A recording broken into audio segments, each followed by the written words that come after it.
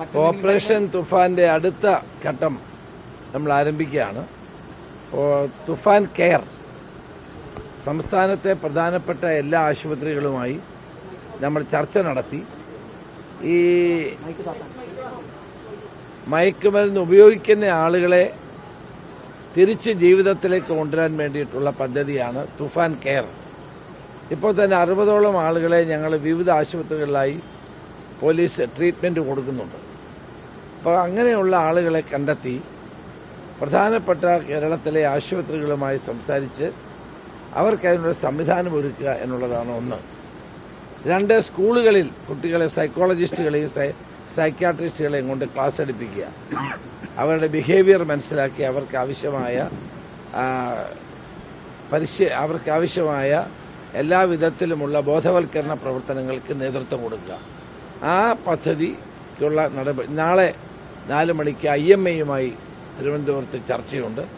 ഡോക്ടേഴ്സുമായും അതുമായി ബന്ധപ്പെട്ട ഇന്നിപ്പോൾ ന്യൂറോ സയൻസിൻ്റെ ആളുകൾ വന്നിരുന്നു. അവരുമായിട്ടെല്ലാം ചർച്ച ചെയ്ത് തുഫാൻ കെയർ ശക്തിപ്പെടുത്താനുള്ള തീരുമാനമാണുള്ളത്. വിജയും മോഹൻലാലും ഒരുമിച്ചുള്ള പരിപാടിയുടെ ഡേറ്റ് തീരുമാനിച്ചിട്ടില്ല.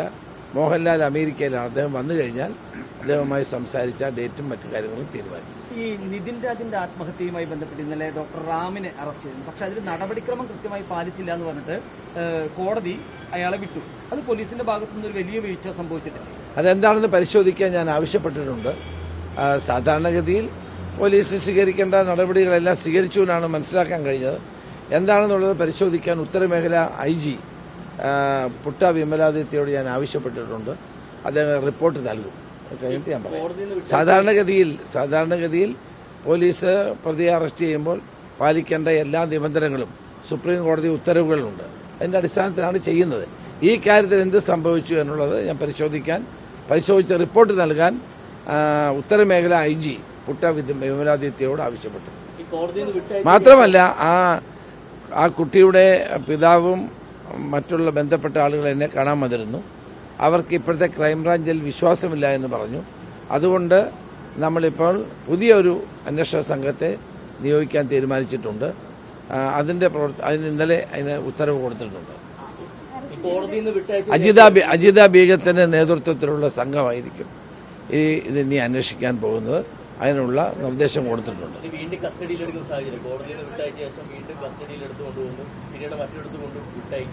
അല്ല, അതിനെപ്പറ്റി അദ്ദേഹം പറഞ്ഞ റിപ്പോർട്ട് ഞാൻ ചോദിച്ചിട്ടുണ്ട്. എന്താ സംഭവിച്ചതെന്നുള്ളത് ഉത്തരമേഖല IGയോട് റിപ്പോർട്ട് ചോദിച്ചിട്ടുണ്ട്. അല്ല, അതിനകത്ത് ജാഗ്രത കുറവൊന്നുമില്ല. പോലീസ് പരമാവധി അവരെ കോണ്ടാക്ട് ചെയ്യാൻ ശ്രമിച്ചിരുന്നു. ഫോൺ കോളുകൾ പരിശോധിച്ചിരുന്നു. വളരെ ശക്തമായി തന്നെ അവർ അന്വേഷിച്ചിരുന്നു. അല്ല, അതെന്താണ് സംഭവിച്ചതെന്നുള്ളത് ഞാൻ റിപ്പോർട്ട് ചോദിച്ചിട്ടുണ്ടല്ലോ. ഈ പുതിയ KPCC പ്രസിഡന്റ് എങ്ങാനും വരാനുള്ള സാധ്യത നിലവിലെ KPCC പ്രസിഡന്റ് മന്ത്രിയാണല്ലോ.